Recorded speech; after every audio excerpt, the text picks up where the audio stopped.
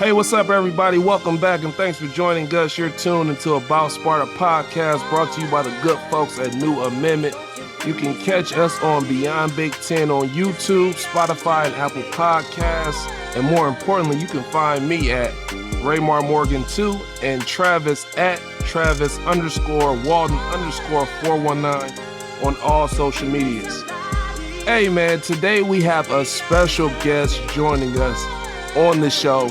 And for those who don't know who he is because of this terrible beard he has, we have one of the most talented guards to ever come out of the key, Milwaukee, Wisconsin. Trav, now stop me if I tell a lie. Coming out of high school, my dog was an absolute cheat code. Pound for pound. Honestly, I gotta give you your flowers. Appreciate you, my boy. You had no flaws, bro, as a point guard your senior year. Just watching you play, you had the smooth jump shot. Your handle was crazy. And you had a knack of getting your teammates involved. Ladies and gentlemen, give a warm welcome to my brother and my Spartan dog, Corey Lucius. Hey, Corey, man. Tell the people what you got going on, man. Tell the people. Man, I didn't play after. I know a lot of people probably didn't, follow up with me after I left Michigan State and got out of college and Iowa State and stuff like that. So I did go play professionally for about 8 years, 8 seasons overseas. I've been to a few different countries. I won't get into all of that, but it was a lot. But I finished playing about 2 years ago, like right before COVID hit. So I guess about 3 years ago now. Right before COVID hit, my last place was Brazil. And ever since then, I came back to Milwaukee. I moved back, and I actually found passion on the coaching side of the ball. I came back and I actually started training a little bit. I always told myself, like, hell no, I'm not going to train. I don't have the patience for it. I'm not going to coach. I don't want to do that. But I got back and I started training a little bit, and shit, like I said, I found love on that end, training and coaching. Coaching at my old high school that I graduated from. This is my second year. We just finished our second season. We lost in the regionals, had a pretty good season, had a couple good players. But other than that, I just been, just trying to stay involved with basketball, trying to give back to the youth and do whatever I can to help them try to reach their goals. Yeah, man, that's what's up. That's so dope, Luce, man. Like, I still say, Luce, pound for pound, bro, you one of the best players I'd have never seen play the game. Pound for pound. Like, pound for pound. You, appreciate that, man. I appreciate Tyler Ulis, like, is a few guys that's in that space. Pound for pound. Pound for pound. I still could never forget when you came up on your visit and you were playing Shannon Brown and you crossed Shannon over an open gym and hit the bucket and the whole gym went crazy. And for the viewers and the listeners, like, when he came down, Shannon Brown, all these guys were like, I think Shannon was his first year in the league. Yeah, it might have been. Everybody was back. This was a huge open second year in the league. That it was cracking that summer. It was cracking. And I remember you putting him with your infamous hesitation. Oh my God! Went right to left. And it was so mean. For real. It was crazy, and we had some great time. I remember your visit. And we was at the apartment, right? You remember? And the coaches, we were just hanging out, chilling, having a good time. And we said, like, the coaches came and was knocking on the door. And Corey was a recruit. So obviously, we like, man, we don't want to send you back with the coaches right now. Hang out and chill with us. Nice. And we literally left them knocking on the door and not answering. And I did not know. And the people in there was like, yo, is he going to snitch on us? Is he going to be like, and you was silent. And we knew Like you coming to be a Spartan dog. Like those are special moments. You feel me? Yes, sir. Yes, sir. That don't happen normally. If a guy come, the coach is coming your door knocking. Oh, you open that door. You gonna open that door. You open that door. 99% of the time you open that door. Time to go. Time to go. Sorry, y'all. It was cool, but Nah, man, I want to kick it with the fellas, man. Y'all be cool. Man, I want to kick it with these guys. Yeah, man. But for me, man, I'm gonna tell a quick story when I knew Corey was real on the court. Corey, y'all came up and was playing in the Michigan State camp. When I was in high school. And it was like a huge hype behind the camp because everybody was looking forward to you playing against Draymond and his teammate Dave West. Yep. Yeah. And there was a lot of commotion. There was a lot of talk. And I don't know if it was that particular game or the game before. Trav, correct me if I'm wrong, but I feel like we was watching the game. It was me and you on the sideline. And Corey, dog, he was so ill. This man was talking, mind you, his father was coaching at the time. He was talking, he was bringing up the ball and stopped and talked to his dad. I don't know if y'all was discussing the play, but you stuck your hand out. And your father went in his pocket and grabbed out some Skittles. poured the Skittles in your hand.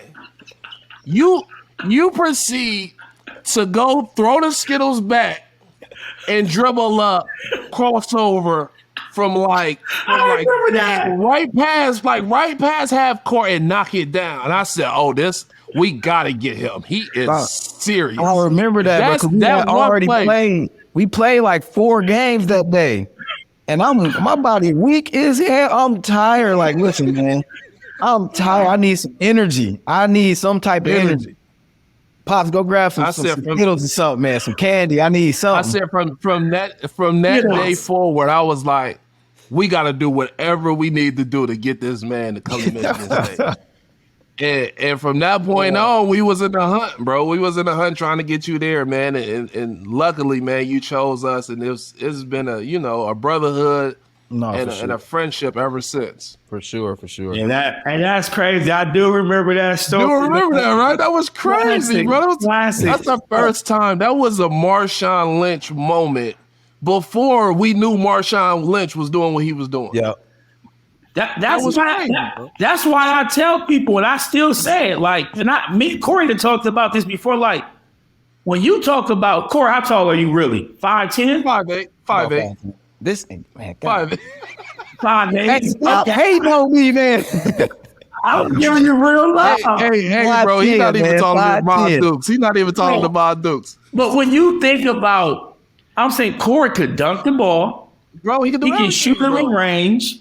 You can pass it, right? You could handle it. And like anybody, there are certain players, and I put like you, Tyler, you as those smaller guards that if you ever see someone that knows Tyler or that grew up with him, when you say his name, they go, he had game.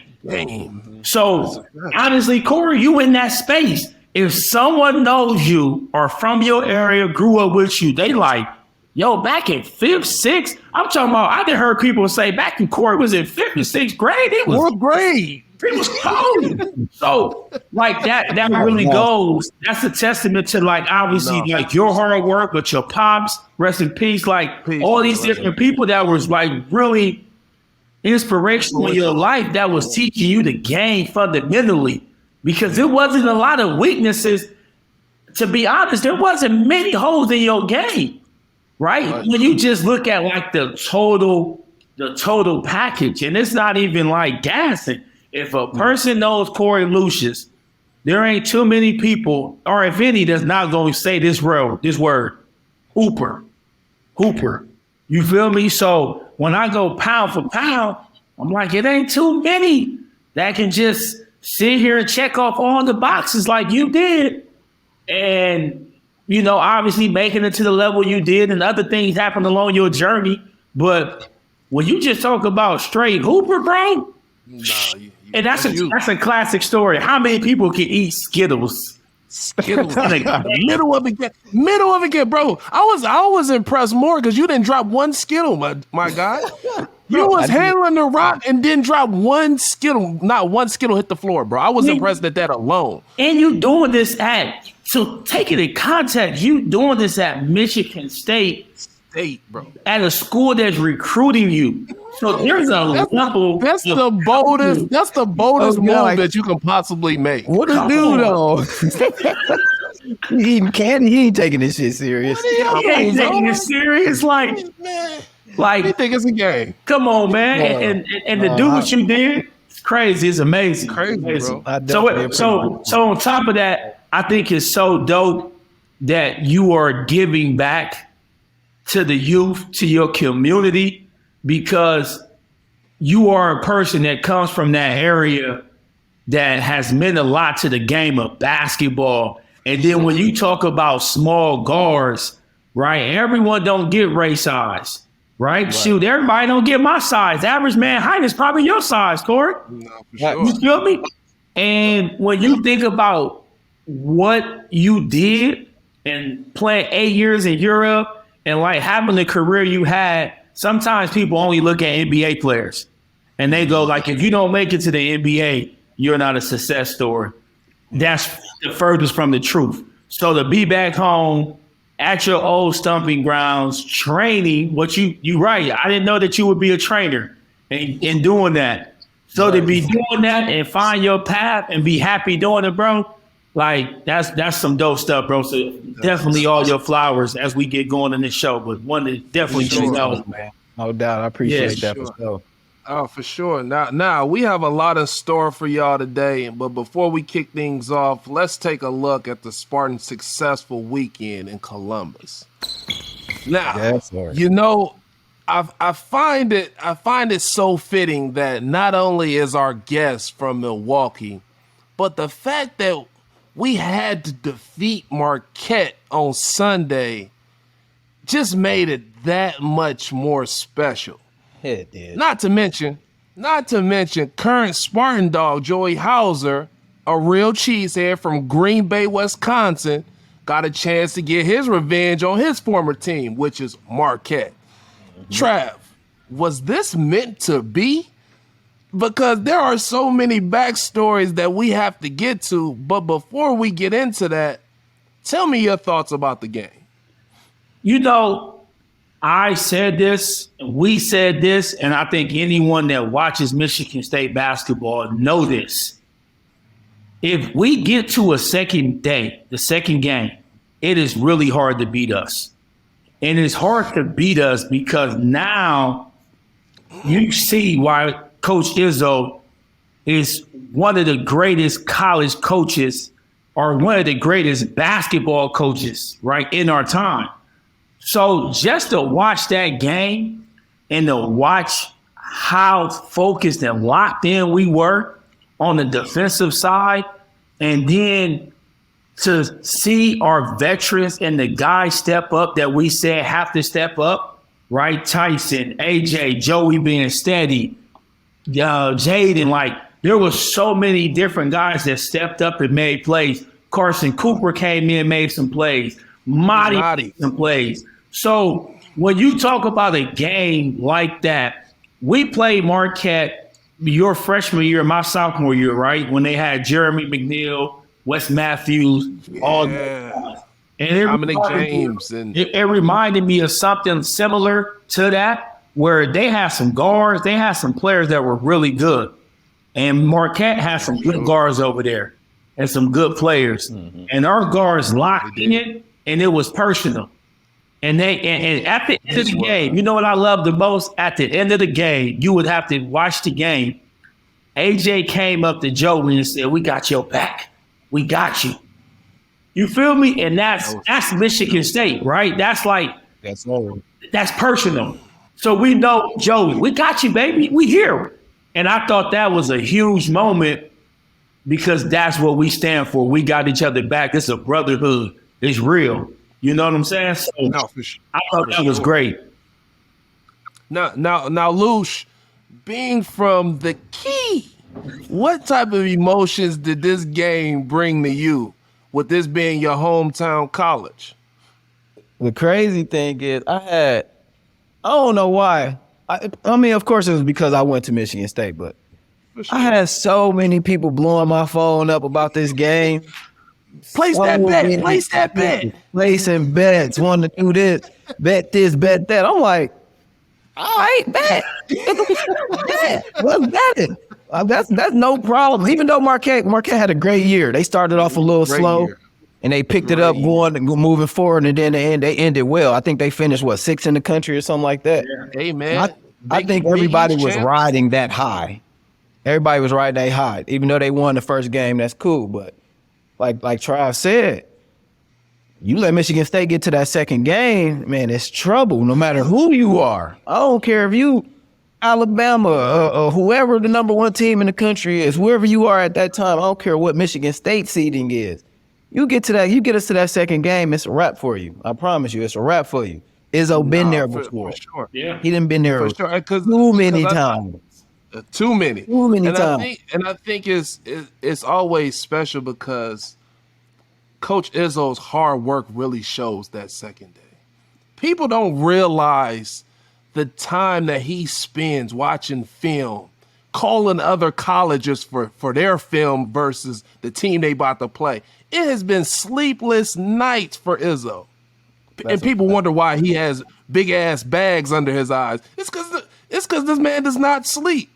He does not get any sleep. He is so focused on his craft and preparing his team that he would rather not sleep before he loses a game and he takes the blame for it. Because we all know if they lose that game, Izzo is gonna take the blame for it. Yeah, and you know what, right? And also for us that's been there, and for anyone that's inside of a program, it shows you how important assistant coaches are. Our assistant coaches have always been great. And great. They work hand and foot. Our right? Are really head coaches in other programs. Exactly. And you talk about like time. You got to think TK, this is his first year, but our coaches are 10, 15 years been there. They understand the program. So this is why we're so scary when we get into a second game, because they know the process. They understand what Izzo is going to be on. We know his is going to be on pins and needles. So anything, if you walk into the breakfast room wrong, if you sitting wrong, there's a problem. So everybody is you're not focused. So everybody's like so locked in. Yeah, the energy is just crazy. The ball. What about the ballroom walkthrough? I was about to say that. Do y'all remember how they had the whole court in the ballroom taped down, and you had to be going a certain speed, or at least to Coach Izzo's liking, or you weren't prepared for the game. This ain't no just come in here and walk around. Listen, bro, it is somebody acting as a rim. You remember somebody is actually at the bottom acting like a rim. The offense had to get up a shot and the defense had to box out. We're in a ballroom in sweats, shorts, slippers. We chilling. But we going hard. At the end of that ballroom walkthrough, I guarantee you people will sweat. You going to take a shower. You got to take a shower, bro. You got to take a shower. You have to take a shower. And if you think about this is why, so people go, why is he Mr. March? Well, this is why. The whole year, he's building the players, the coaches, everybody up because he understands the level of focus. So when we get to that ballroom, when we get to breakfast and lunch, it ain't just the coaches series. The leaders are, I'm serious. When you was a leader, you serious. Like, yo, stop playing. Stop playing. I know we may have did this last week when we played such and such. That was the last regular season game. Stop fucking playing. Like, it completely changes. And if you think about the year in the build-up, he's having different moments where he's making sure you're learning the importance of big games, big moments, how you need to approach it. So when tournament time comes, it's almost like, he's gonna prepare me for this. So now when he call you into that room and he like, AJ, Malik, Tyson, when we get into this room, I need your focus to be laser. You already like, I get it. Because you actually been talking to me about this the whole year. And maybe I fully didn't understand you, but now it's one and done. And I get it. That's Mr. March. That's Mr. March. I get it. I get it now. Sure. And I'm sorry to cut you off, Trav, but I got a quick question for y'all. Y'all being point guards is always more pressure on y'all. How was y'all able to handle that type of pressure? Because me, I ended up being a captain my senior and junior year, but with y'all being the coach on the floor, the head of the snake, what type of pressure was that Izzo was constantly on y'all in encouraging y'all to be leaders on the floor? What type of pressure was that for y'all? Lucian, I want you to start first, Lucian. At a young age, it was kind of hard to deal with, to be honest. It was kind of hard to deal with. To be expected to, you know what I'm saying? You were expected to hold this level of greatness, honestly. You know what I'm saying? And he commends that from you throughout the whole year. Like, there's no let up on that. No let up at all. So it was a little bit of pressure on me just being so young. But like, as I got older, I definitely understood, like, damn, okay, this is what he was trying to prepare me for. When I got into my junior year, like, okay, all those hard, all those hard talks we had my freshman year, and all of him bitching at me and on my ass and all of that, telling me this and that, Corey, this. It was for my junior year, so I'll be prepared when I get older and possibly for my next steps after college, that I'll be already used to it. Like, can't nobody come in here and, put more pressure on me than Izzo already did. Than I already put on myself. Like, he expects so much greatness from us. Like, you couldn't really do nothing but respect it, and then, take heed to what he was trying to tell you and just do whatever you can to make the team and yourself that much greater. For sure, because for you, Lucia, as well, you coming in, we Final Four your freshman year, Final Four your sophomore year. I mean, so you had tons of pressure on you.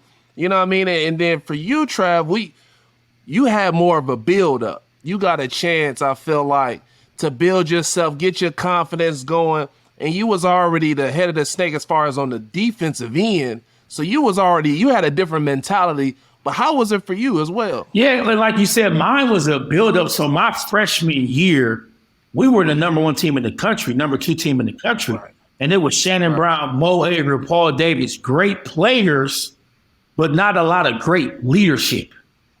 Right. So there's never really a leader as a freshman, right, at Michigan State. Like, it's very hard to be a leader and a captain as a freshman. So my sophomore year, your freshman year, you remember, we were like in rebuild mode. We were like establishing the culture again. And that was kind of like where I took over as a leader. We're like, hey, I wasn't the best offensive player, the best player, but I'm going to be the best leader. I'm going to teach you how to follow, and I'm going to still give you the credit. Like, yo, Ray, you're one of our best players. I'm not better than you, but you're going to have to follow me right now. You feel me? Jump on board. Sure. You feel me? So I think as a point guard at Michigan State, right, and the guards, you start to understand that is your responsibility. It falls on your shoulder.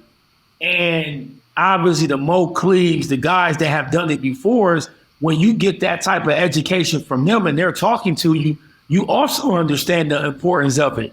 And for me, I really understood Izzo. I just understood him.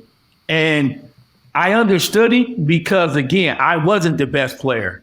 So I knew this was going to get me on the court. I had to be different than some of the other guys if I wanted to stay in this role, right? I had, again, Corey came in as a freshman, great player. Kalen came in when I was a junior, great player. Like, these are guys that can easily take my position if I'm not playing my role, right? So sure. I think when you are a guard and you're really embracing those like leadership things that Izzo wants out of his guards, then you're really taking in and going, okay, this is how it's supposed to be. Which again, I think is a buildup. By the time you get to March, you're so locked in because you have been in so many different moments with him and been in different meetings that you finally click and you understand it. Which again, for all of us, we were part of the streak of every 4-year player going to a Final Four. So we all understood it, right? There was a certain level of, I got it. Success. You right, coach. Yeah. You right. Because man, you can fight coach over stuff like that. In the summertime, and everyone had this happen before, how many times we would be having a great summer, he would call us into a meeting and go, something ain't right. Something ain't right. And we'd be like, man, what are you talking about, bro? A great year. Like summer is everybody in the gym. Right. But he knew. Right. Sure. And he was right. He knew. When he would leave, he would be like, he finna catch somebody. Damn, hey, stop going out. Damn, how did he know? What do we know? Right? Like somebody. What does he know? Hey, Corey, right. Y'all remember was it Coach, or I don't know if you was there yet, Corey. Maybe you was there, right? He was like, somebody going out. And everybody was like, nobody going out. What you talking about? And he was like, yeah, I know. So everybody in the room said, man, ain't nobody doing that. We own our stuff. And then G go, I was going out. Told on himself. I said, man, you gonna tell on yourself, bro? You gonna tell on yourself? You gonna tell on yourself? Oh, man. Hey, man, but before we look ahead, let's go over a couple of these numbers, man, of the Marquette game. Hauser finished with 14 and 10, a double-double. Walker, 23 points, 2 rebounds, 2 assists. And then AJ, man, coming up big, 13 points, 3 rebounds, 4 assists in 29 minutes. On Marquette's end, Prosper, 16 and 4. The big fella, how you say his name? Iguodaro, 10 points, 7 rebounds, 4 assists. And then Jones rounds it out with 14 and 4 and 1. But what I was most proud of was the fact that we really took the challenge against Kolek. The fact that Kolek only had 7 points, 4 rebounds, and 5 assists, and he's the Big East Player of the Year, we took that challenge head on, and we was like, we gonna lock his ass up. We gonna lock his ass up today. We cut his water off, and shit, we knew he didn't pay his bills on time, his utility bills, and we cut that motherfucker's water off. You hear me? Hey, we got to it, man. So I'm proud of my guys, man. The guards really stepped up. Tyson, Akins, these guys are really locked in. Hoggy, these boys is really locked in, and they rolling right now, man. How did y'all feel about the individual performances of the game versus Marquette? You go, Luce. Oh, okay. Man, like you said, I feel like everybody stepped up, man. Everybody, to be honest, played their role, man, and played them to perfection. You know what I'm saying? Like I said, Marquette was riding on that high. They had the Big East Player of the Year. And all week I was hearing about, he's the best guard, the best point guard, this, that, man. He's the best guard. They can't do nothing with him. Michigan, okay. They had that boy like this. Well, it's like, now our guys really honed in, and I'm sure the preparation. It's inmate 29745. Locked him up, put him right in the cell. Put him right in the cell. But that just speaks on the culture of Michigan State defense too, though. Like we had guys like Ray, Trav, who was probably, I ain't gonna lie, probably one of the best defenders I've ever played against, I've ever seen in my life.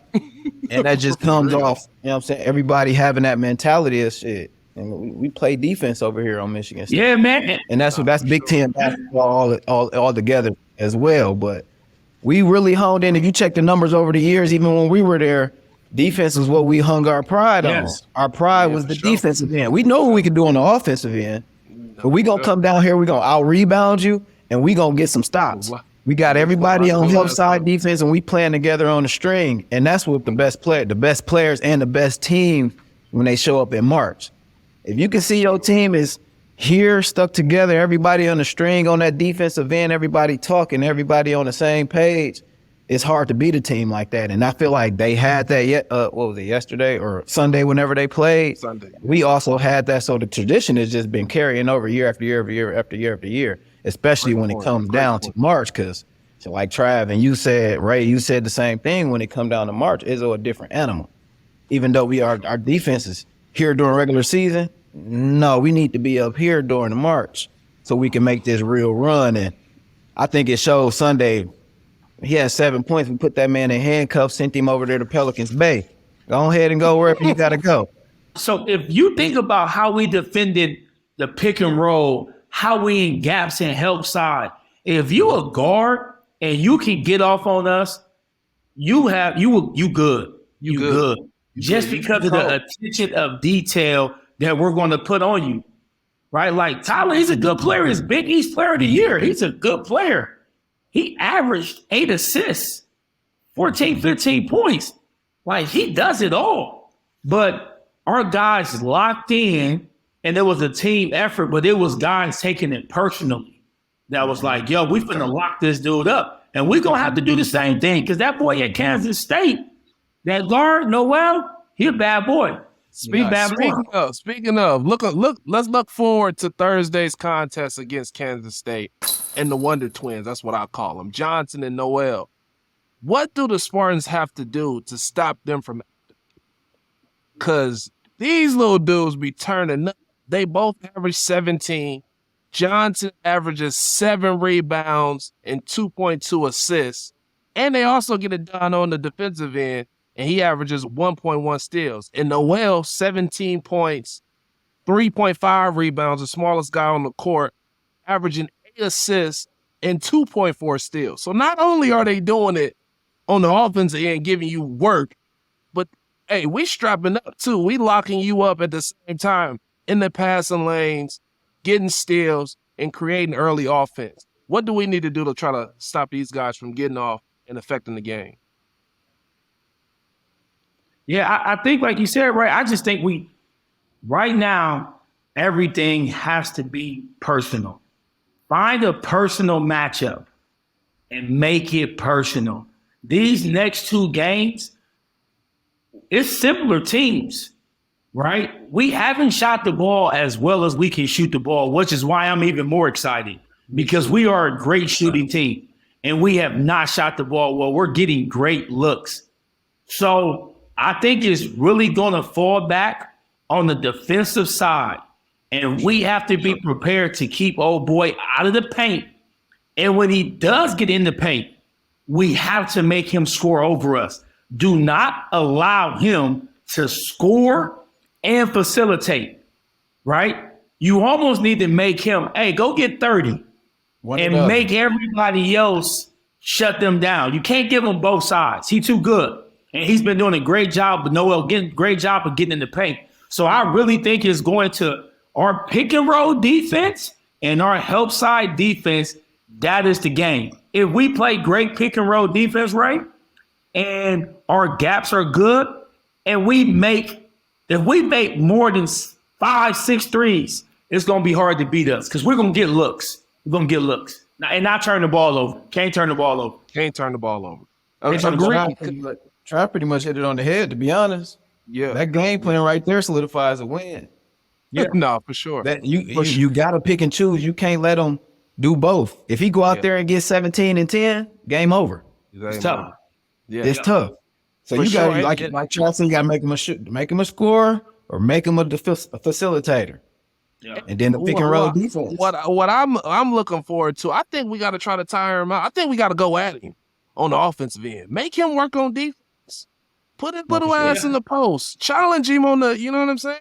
Like, get him tired on that end so then he doesn't have that much energy on the offensive end and where he's facilitating or creating his own shot and burning us that way.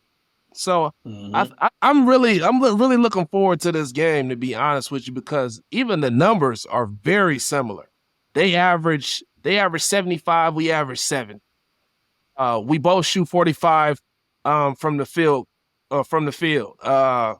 We shoot a higher percentage from 3-point at 39. They shoot 34. We both shoot 76 from the free throw line. We both average 35 total rebounds. So, I mean, it's a lot of similarities there. So I'm really looking forward to this game, man. And I think it's definitely going to be one of our tougher challenges. But I think if we can stay focused and stay locked in, we'll be heading to the Elite Eight. Take it personal, like Trav said. Find sure. something that you're gonna take it personal. For Like, sure. all right, no, the dog ain't finna get 17 on me, or no, he ain't finna get 10 assists on us. That's it. Yeah. With that being said, man, it's time for my favorite segment of the show, Word on Campus.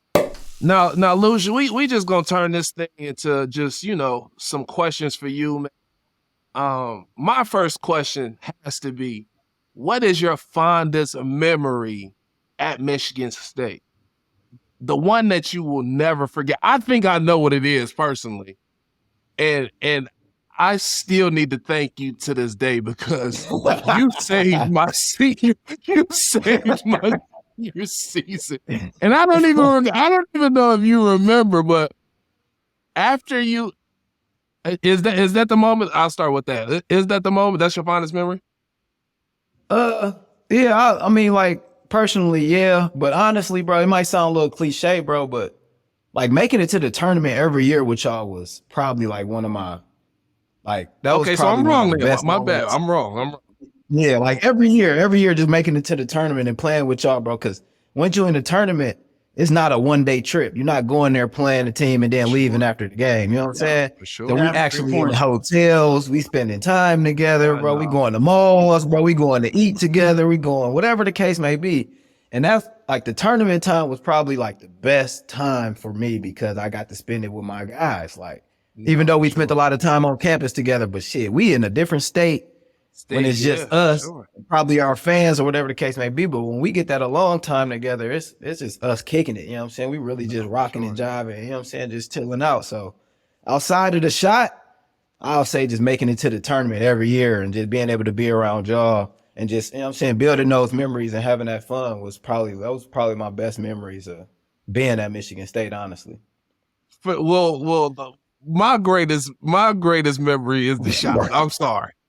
It was. I think it was more personal for me because one, I was a senior, and the way you just stepped up, man. We lost Kalen that game to an Achilles rupture, and it's always been the next man mentality for us. And you came in unrattled, unfazed, knocking down one of the biggest shots in tournament history. Like this shot continuously is being played to this day. And man, I don't even think you remember this, but it was a lot going on. I got my tooth knocked out. There was a lot going on. But after you hit the shot, bro, everybody ran down, tracked you down, tackled you, created the dog pile, and I remember hugging you like, bro, thank you saved my season. You saved my season because prior to that, bro, I don't know if y'all remember. Like I remember this very, very vividly.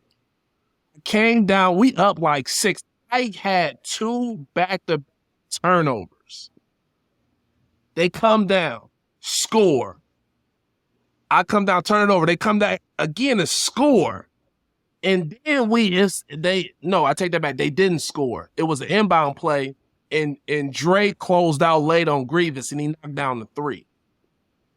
We take the ball out. I turn it over again for my second turnover, and they come down, and that's when Grievous got the bucket on me because I was guarding Grievous. He made a good move, left to right crossover going baseline. Right to left crossover going middle. I cut it off. He spit back. I reached, tried to strip it, missed it, and he shot the floater, and it went in. And I remember this play very vividly. What's the name gets the outlet? Dre gets the outlet. I'm running down the right the right side of the floor. Darrell's running on the left. Delvon's running down the middle. And you are like, yo, clapping for it the whole time from Dre because Dre was pushing the ball. Putting the inbound. I wanted it from the inbound. Delvon took out the ball. He outletted it to Dre. Dre's, and I commend Dre on this all the time. Like, bro, his instincts of just being around the ball always seem to kick in because he asks for the outlet. Like, no, I'm gonna make a play. You know what I'm saying? So he's dribbling the ball up the floor. They sort of like collapse, and you were the trailer. You and Delvon were the trailer at the time. Dre throws the ball. Delvon ducks. That could have easily been a turnover. Delvon ducks. It almost hits him in the head. You catch it. Pump fake, take a dribble to the left, and fire and let it go. Bro, the ball was moving in slow motion as I'm going to the offensive rebound. And you knock it. I was like, huh? What was that?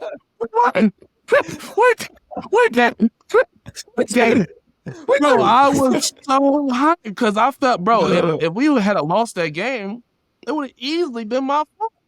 So the that you came through like you did, man, and later on we ended up going to a Final Four. We knocked off, who was that, Northern Iowa, Tennessee, and then we go and play, Butler.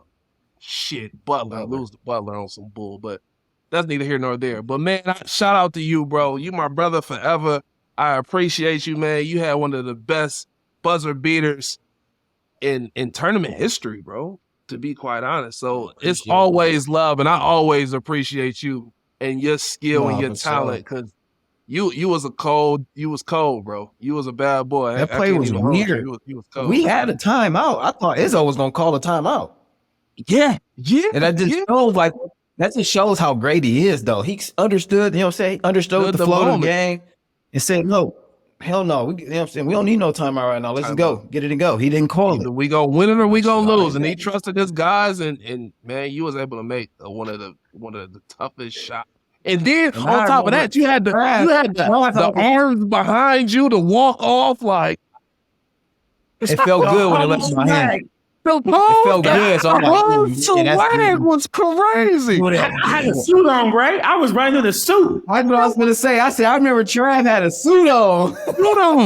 Trav was marking out the floor with dress shoes on. He was marking the floor up and everything. The lovers. You know what's amazing? And Ray, you were part of this because, and Corey, you came in 2 years after.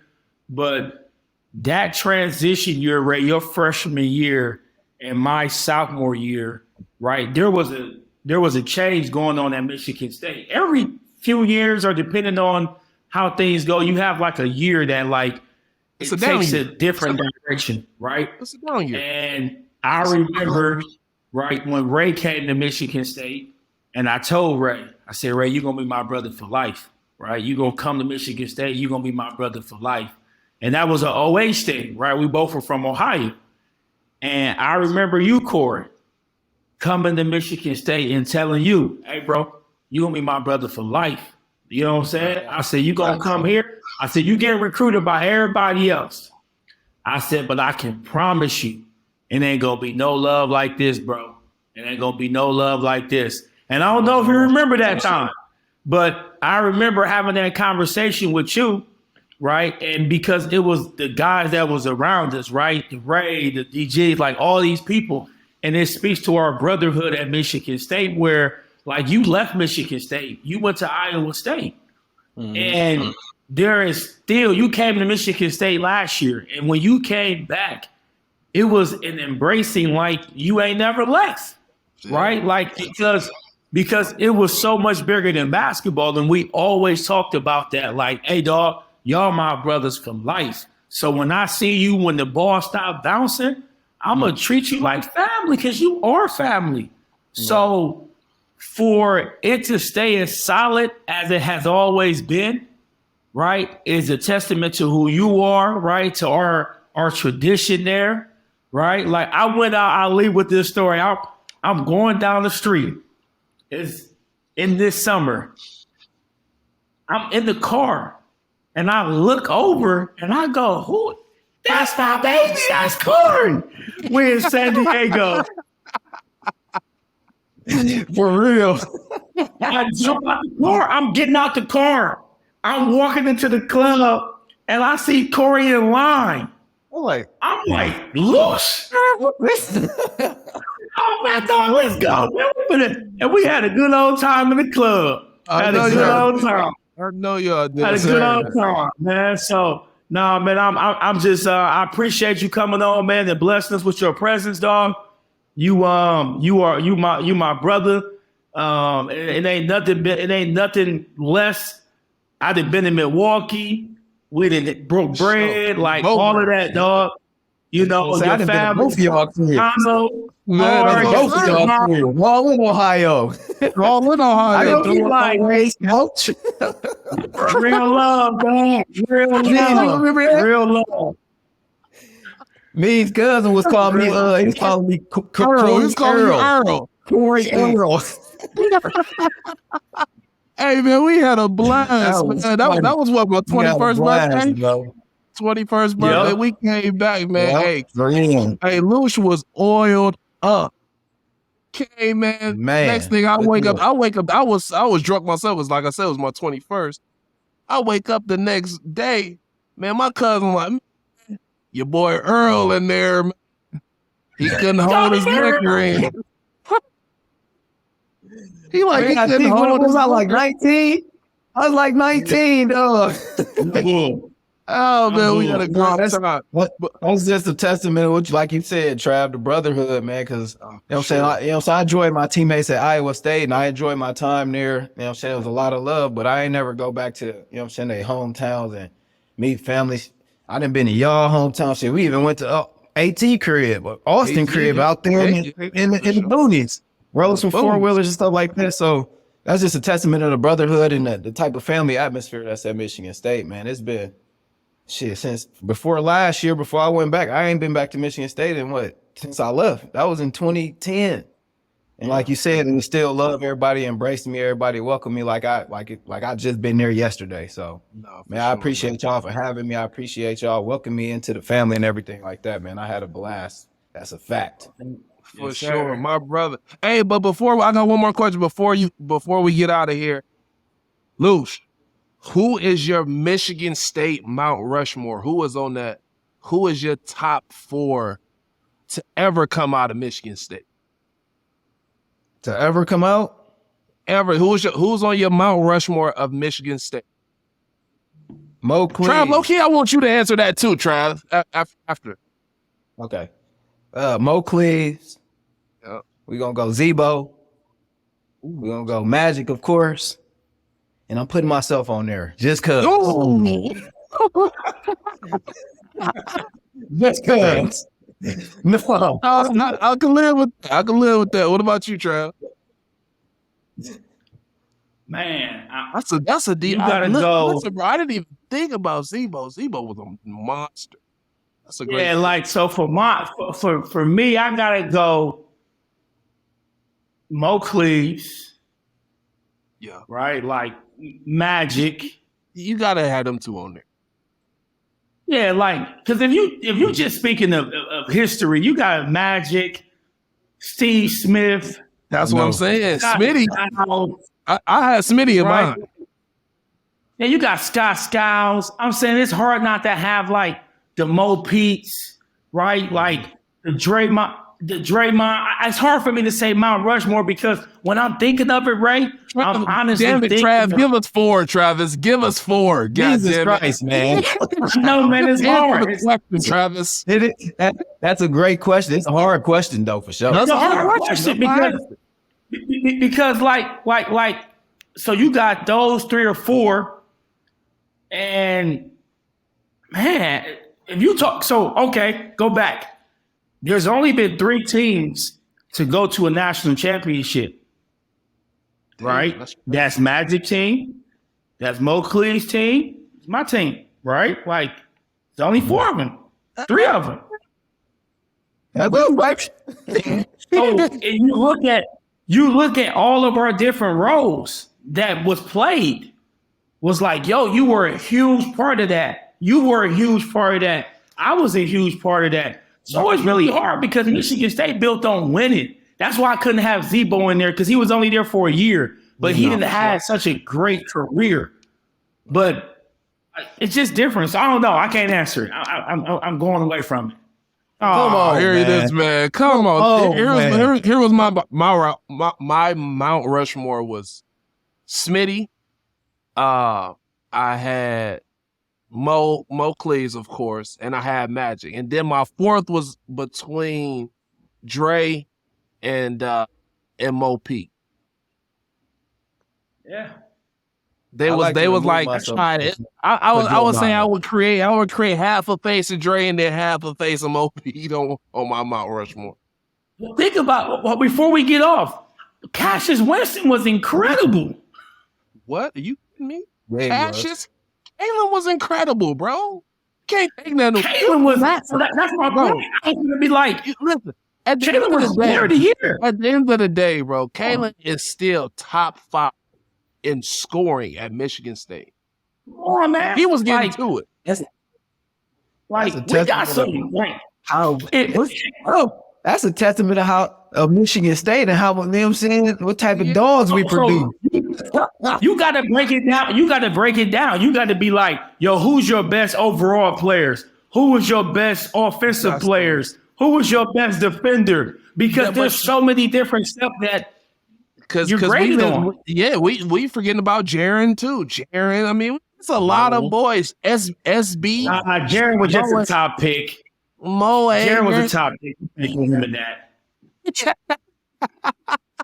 Don't hate on little bro, man. Don't do little bro like that. No, Jaren was a top pick, but you can't say he was one of the guys to be on Mount. I know what you're saying. No, I know what you're saying.